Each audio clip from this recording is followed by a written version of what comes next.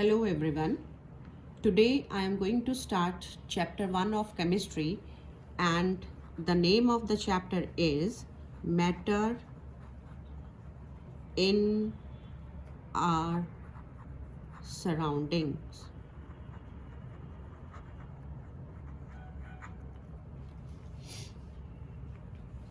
Everything that you see or touch is made up of matter. The air we breathe, the food we eat, the stars, the sun, the cloud, the planets, and the animals are the various forms of matter. Ancient Indian philosopher considered that all form of matter is made up of five elements. And what are those five elements? First element is air, second is water, third one is fire, fourth one is sky, and the fifth one is earth. So all the matter is made up of five elements, and these five elements together they are known as the Panch Tattva. They are known as the Panch Tattva. So the ancient scientists believes that, philosophers believe that all matter is made up of five elements. But modern definition says that matter is something which occupies space and contain mass. Now the pen.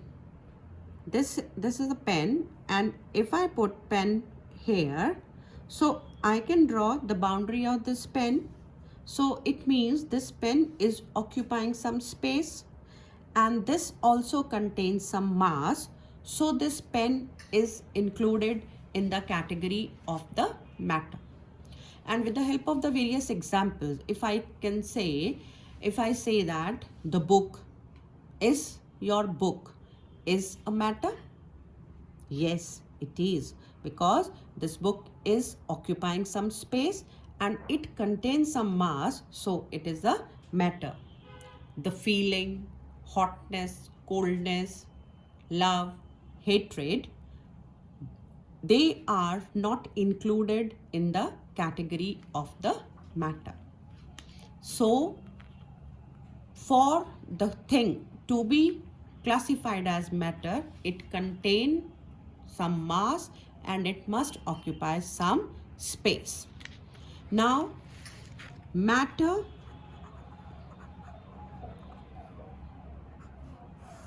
is classified into two types based on their physical properties, and the second one is the based on the chemical properties. Based on the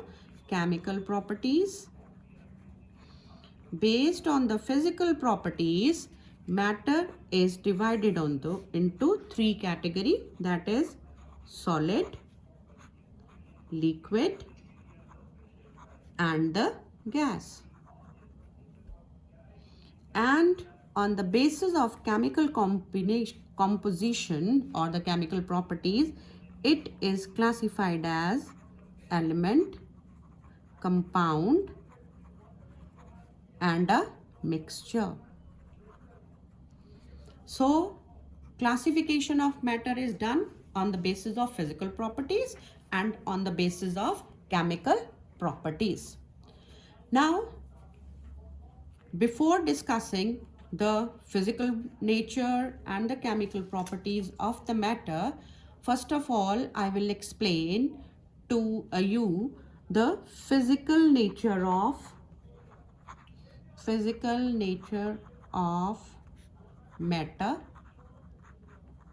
And in physical nature of matter, we will study that what are the constituents of the matter. So every matter, whether it is a solid, liquid or a gas, whatever be the state, it is, if it is a solid, if it is a liquid, or if it is a gas, what are the constituent particles? So what are its constituents? So all the three states, they are known as, they are made up of particles, and particles can be atoms or molecules. So matter is made up of particles. So particles, they may be atoms or they may be molecules. Now Maharishi Kannar was the first to suggest that all forms of matter are composed of tiny particles known as atoms. Now the question arises that how small are the particles of matter? So as I told you, particles include atoms or molecules, and atoms are so small. They are very, very small in size, and we cannot see atoms with the help of the naked eyes. Now if I talk about atom of hydrogen, so this is the smallest atom. So this is the structure of hydrogen atom. In the center it is the nucleus, and this distance between the nucleus and the outermost shell, this is the nucleus, and this distance, this is the shell, outermost shell of hydrogen. So the distance between the nucleus and the outermost shell is known as the atomic size. So atomic size of hydrogen is very, very small. It is about 0.0375 nanometer. And this nanometer, I think that this nanometer is a new term to you people. And from this you can imagine 1 nanometer is equal to 10 to the power minus 9 meter. So you can imagine how small is the size of the hydrogen atom. How small is the size of the hydrogen atom.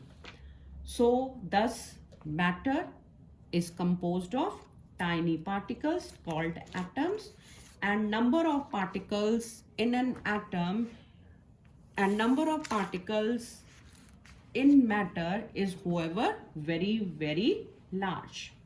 Now I am going to discuss the physical nature of matter. Now in physical nature of matter, we will first study about the particle nature of matter. For a long time, two schools of thought prevailed regarding the nature of matter. One school believed that matter to be continuous, like the block of wood or the sheet of paper, whereas the other thought matter to be made up of particles like sand. To understand whether matter is continuous or particulate in nature, if you hold a sheet of glass in your hand, it appears to be continuous to you people, but accidentally when it falls on the ground, it breaks into very, very small pieces. What does it shows? This shows that matter is not continuous, but it is made up of small particles. These particles will make up all the matter around us are either atoms or molecules. However, these particles differ from each kind of matter to the other. Next one is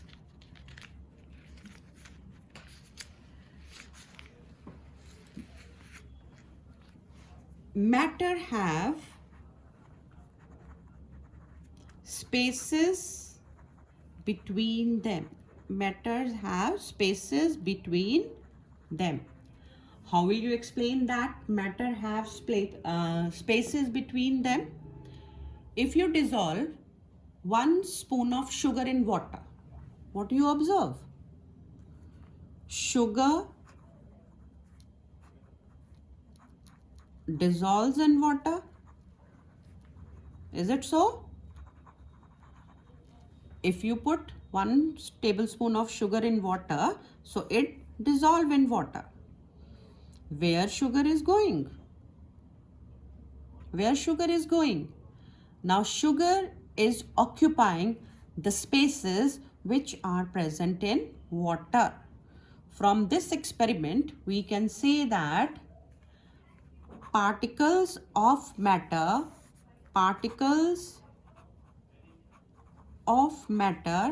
have spaces between them. Now the next properties of matter I am going to explain later on. Thank you.